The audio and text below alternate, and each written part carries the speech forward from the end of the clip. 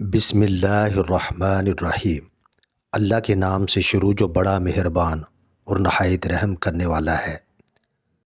آنکھ دنیا کی ہر ایک چیز دیکھتی ہے، مگر جب آنکھ کے اندر کچھ چلا جائے تو اسے نہیں دیکھ پاتی۔ بالکل اسی طرح انسان دوسرے کے عیب تو دیکھتا ہے، پر اپنے عیب اسے نظر نہیں آتے۔ ناظرین، سچا انسان جذباتی ہوتا ہے مگر منافق نہیں ہوتا۔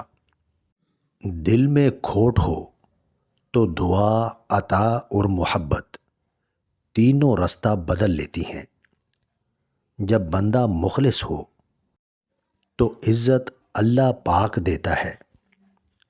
دل میں منافقت رکھ کر زبان کا میٹھا بننا ہمیں نہیں آتا۔ جسے عزت دی دل سے دی، جسے چھوڑا دل سے چھوڑا۔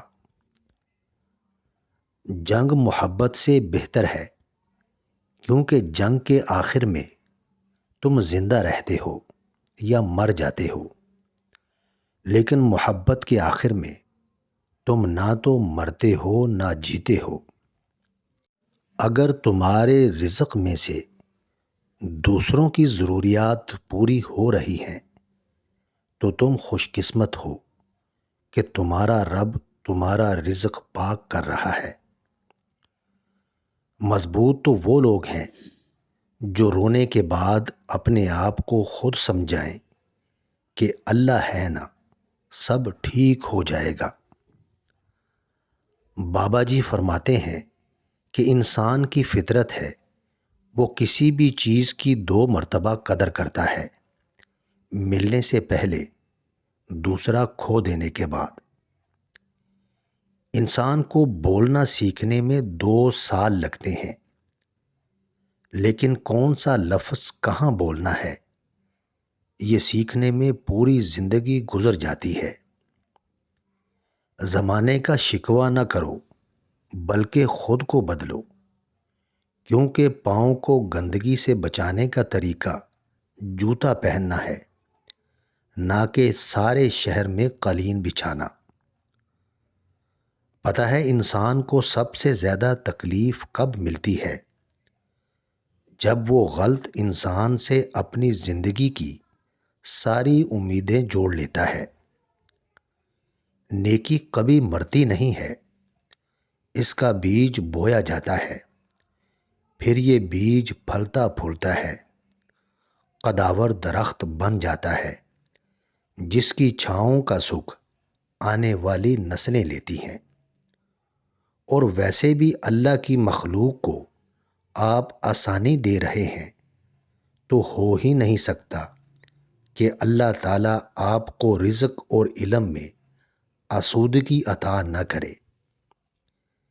کسی کی بیٹی کی زندگی خراب کرنا ایک قرض ہے جو ایک نہ ایک دن آپ کی بیٹی کو اپنی زندگی سے ادا کرنا پڑتا ہے۔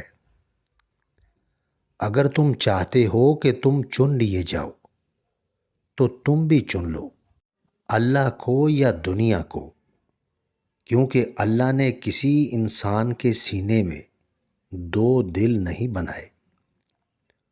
اور پھر ایک وقت ایسا بھی آتا ہے جب آپ کو لگتا ہے کہ آپ اکیلے ہی ٹھیک ہیں، کوئی ضد نہیں رہتی، کوئی خواہش نہیں رہتی، کسی کا ساتھ نہیں چاہیے ہوتا، بس پھر ہم سب نصیب پر چھوڑ کر جینے لگتے ہیں۔ یقین تو سمندر میں بھی راستہ بنا دیتا ہے، یقین تو سسکتی ہوئی آگ کو بھی ٹھنڈا کر دیتا ہے۔ تو تم اپنے رب سے اتنے مایوس کیوں ہو؟ یقین معجزوں کا بہت خاص حصہ ہے، اور وہ آخر میں تمہیں تمہارا یقین کیسے تھام لے گا، تم اس کا تصور بھی نہیں کر سکتے۔ اخلاق وہ موتی ہے جس کی کوئی قیمت نہیں ہوتی، مگر اس سے ہر چیز خریدی جا سکتی ہے۔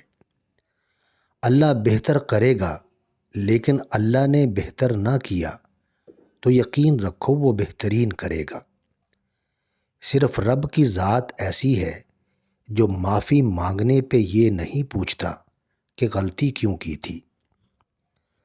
سب سے خوبصورت اور صاف زبان رویوں کی ہوتی ہے۔ کچھ کہنا سننا بھی نہیں پڑتا اور ساری بات سمجھ میں آ جاتی ہے۔ بلی جس گھر میں بچے دے، اس گھر میں دولت کی بارش ہو جاتی ہے۔ آپ کو کیا لگتا ہے کہ آپ کے مرنے کے بعد آپ کے رشتہ دار، آپ کے دوست، آپ کی اولاد، آپ کے بہن بھائی قرآن پڑھ پڑھ کر آپ کو بخشیں گے؟ یہ افراتفری کا دور ہے۔ یہاں لوگ زندوں کو بھولے بیٹھے ہیں۔ مرنے کے بعد کون یاد رکھے گا؟ اپنی آخرت کی خود فکر کریں، اپنے لیے قرآن خود پڑھے، یہی عقل مندی ہے۔ اور اپنے ہاتھ سے صدقہ و خیرات کر کے رخصت ہوں۔ رشتوں کی قدر ان کی زندگی میں کریں، ورنہ تصویریں کہاں کسی کی کمی کو پورا کر سکتی ہیں۔ کمظرف لوگ رشتوں کو آزماتے زیادہ اور نبھاتے کم ہیں۔ کسی کو اذیت دینے کے بعد بہتر ہوگا کہ تم بھی اپنی باری کا انتظار کرو۔